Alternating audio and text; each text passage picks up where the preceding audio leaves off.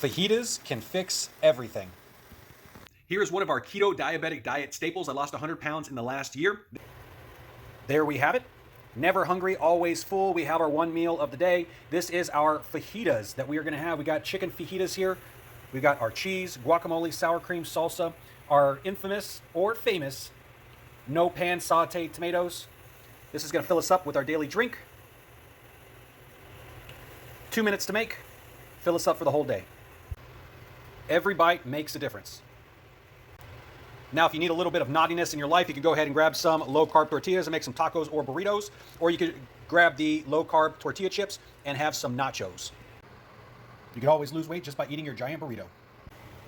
We'll see you on the other side. Never looking back. Thank you so much for enjoying the recipe. If you have not already gotten a copy of our Scared of Needles, How I Lost 100 Pounds in 1 Year, please make sure you check the link below to get yourself a copy. It got me to get my A1C regular, lower cholesterol, lower blood pressure, got rid of fatty liver, obesity, and of course, no longer diabetic. Thank you so much for watching. We'll see you on the next one.